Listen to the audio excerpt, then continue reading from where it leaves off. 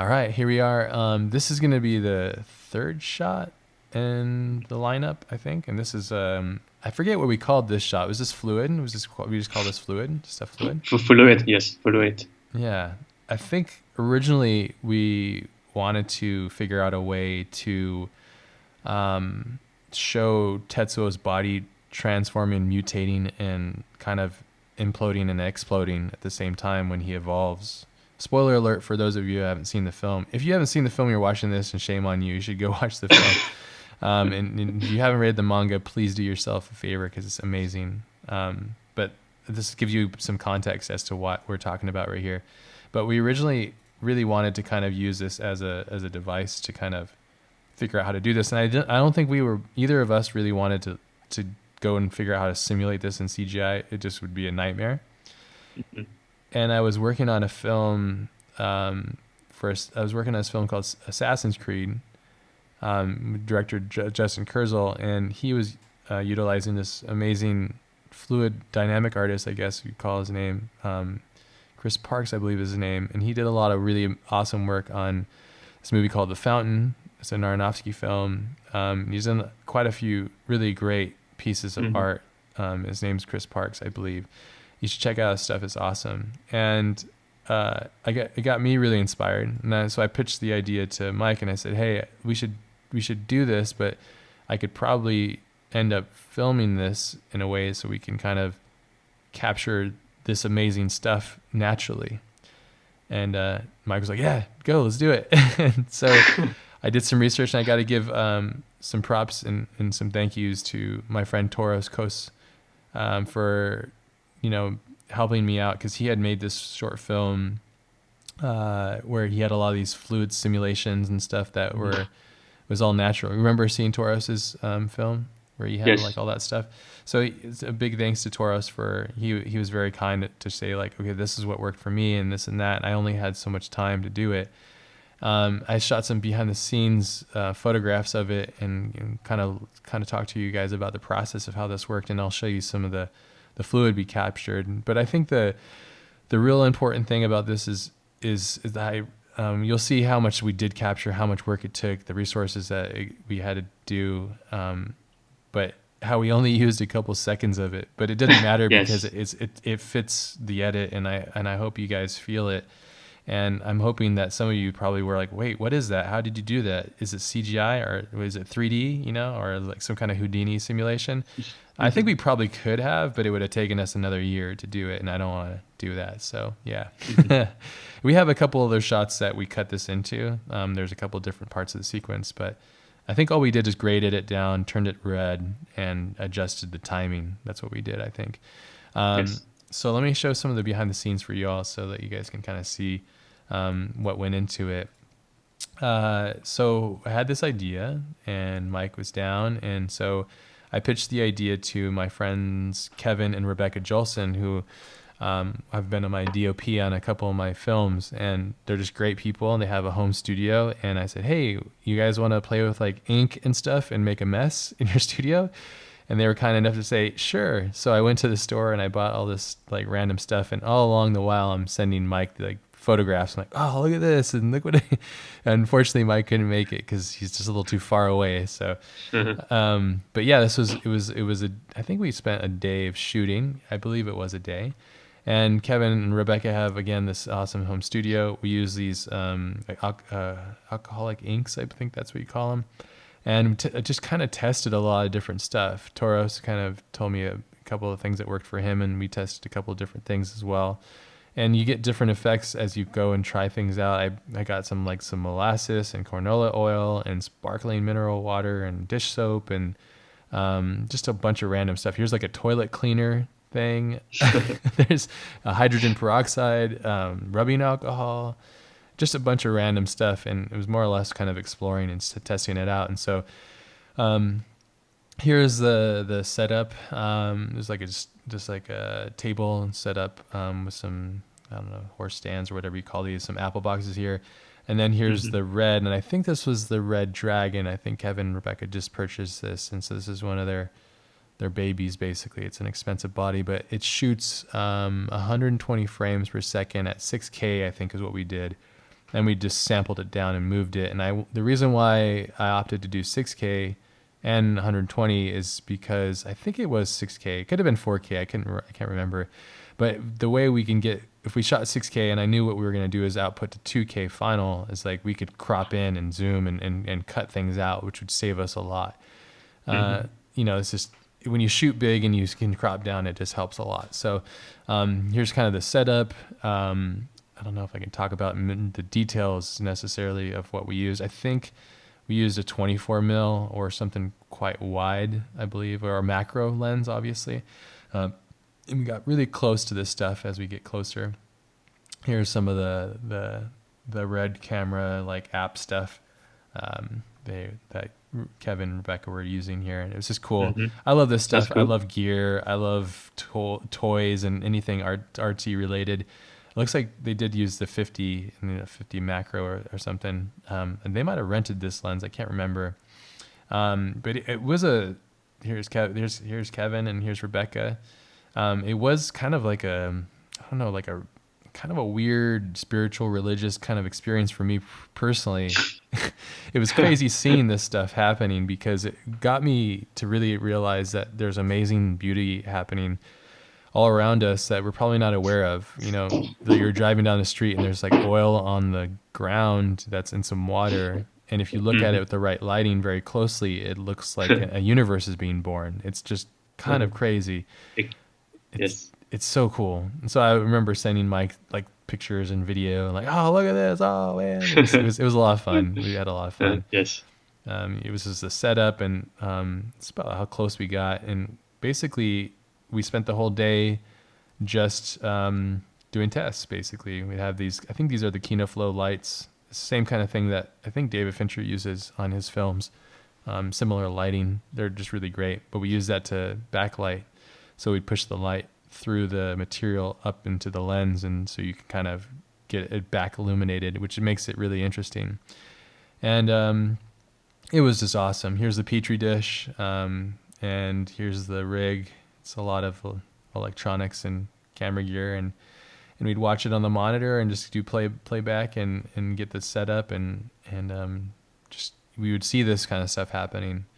And when it would happen in real time, it was very rapid and very fast, but when you would watch it in slow-mo, and I'll show you guys some footage here in a minute, it's just incredible. And you just get these things that I think they just really feel like what Tetsuo's body might look like microscopically. Yes.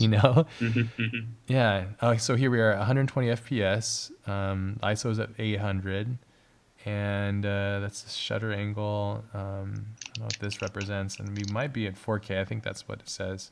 And maybe I'll have another picture. So it might be 4K 120, which is incredible to think about. 120 frames per second at 4K resolution. To just think about that, it's just amazing. Here's kind of the mess we were making, and you're just getting this really beautiful, just incredible stuff. It's just really incredible. Yeah, so 4K HD. So that's what it was. It was 4K. So when we did a final push out, the final film was at 2K. So we had room to crop in, and we did that quite a bit, I think, right? The final edit. So I think we ended up using a lot of oil. I think oil and the inks did this incredible stuff, the sad thing is we made so much amazing stuff that we just didn't even use it. I think we had, it was like 5 terabytes of footage that I had at the end of the day. And I was like, oh man, how am I going to get this to Mike? How are we going to share these files, So I ended up putting it all together, and we made a selection of all this stuff. And then they were all linked up to the original Red footage. And then we ended up just, being smart about how to use what we wanted by pulling selects and stuff. And mind you, this is the first time I've ever done anything like this. It was just fun. It was really a cool learning experience. And yeah, I'm a firm believer in if you can catch it in camera, you should, and don't use the computer and the CGI and the rendering for everything. I think the perfect blend between the two is when you get really outstanding stuff. So yeah, it was just awesome. There's a lot of this behind the scenes. We ended up just going kind of crazy all day and having fun. And it was so cool to see like what happens and trying different things and watching things expand and move. And again, as I mentioned, it was just being there was kind of like this weird spiritual experience for me. I kind of want to just play that 4K footage on my TV and just like zone out and like put on some music and just some Pink Floyd or something and just kind of trip out. So yeah, here's the Yeah, you should camera. do it. Yeah, I think maybe I will. We did originally, I think in one of the edits we had a light that would come on, and it was kind of like what we were thinking. There's a shot in the anime where I think there's a light that forms and it like births light, and I think it's like Otomo was talking about the creation of light and the life itself, and like like let there be light and all that stuff. So we ended up doing that, and this is kind of set up for that. But I think we ended up just cutting it out because it didn't work. So yeah, and these kind of things. We used a little bit of this too. We didn't end up using it that much, so I ended up just using it in my film edifice. So yeah. 50 to 60 frames, and at 60 frames we could shoot 5K. So when you dump down the frames, you can go higher in resolution. Yeah, there's some that was just some really crazy footage. It was really cool. I'm using my Canon 5D Mark II with a 35mm 1.2 lens to capture all this. For those of you who are wondering, it's kind of my go-to lens. Yeah, so it was cool. And this is some shots that Kevin and Rebecca shot as we were working on stuff together. They had a little cat kept coming in. It's cool. I know Mike has cats. He loves cats. So yeah, this one's really old. This is an old cat. Yeah, old cat looks like. Not a kitten, but yeah, some soap and stuff. But yeah, so it was a lot of fun. It was a great experience. I wish you could have been there. I think you would have really loved it. I'll show really briefly kind of some of the footage. This is kind of what we did is we pulled some of the selects, and this is half resolution. So I think this is 2K. It's downsampled, I think. But just to kind of show you kind of how this stuff looks. This is all raw, and it's just really crazy. I'll have to use this for something eventually. It's just incredible. Or go do this again.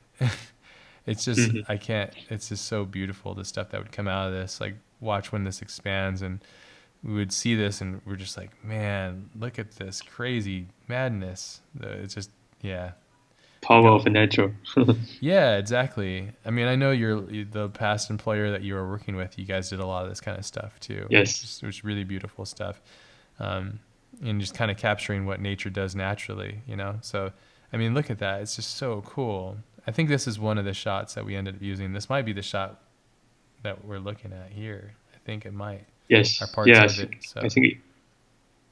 Yeah, it's just, and if you could see this at full resolution too, it's just like, oh man, it's just incredible. So there's just a bunch of tests. We end up doing all kinds of really interesting things with like salt crystals and like doing some kind of interesting, using different types of lenses that would create a lot of chromatic aberrations and stuff that would be really artistic and stuff, and create these really interesting like fall off in the bokeh of the lens and stuff, which is really cool. But yeah, so that's kind of a summary of that. And again, I think that these passion projects are just the best because, I mean, I don't know if I would ever feel the need to go and do this, I think it was so necessary to do for this project, so yeah, and just, it was a lot of fun. Yeah, I just need to put this on like full frame and just chill out and watch it and just trip out. It's almost like watching the ocean or something. It's so cool. And you just micro ocean. Yeah, like a micro ocean, but it also feels like a bomb or something, like the way it expands and moves and shifts and stuff. But yeah, it was awesome. It was a really great experience, and a big thanks to Toros, and a big thanks to Kevin and Rebecca Joelson for being a part of the project and helping us out with this and helping us capture something that I don't think we would be able to do on our own with CGI. I don't know. I bet we would figure it out, but I don't know if we would want to, So just because of just the sheer madness of having to do that. So yeah, it was a lot of fun. So, but that's the fluid shot. So when you guys see this stuff in the tribute, that's where it comes from. It's ink on soap or oil or something, and it's in a petri dish that's really small, and it's shot at a very high rate, with a very high texture or a very high resolution. So, yeah, did that cover it? I think that's good, right? Got everything. Yes. There? Okay, awesome. Okay, guys, we're gonna move into the next shot.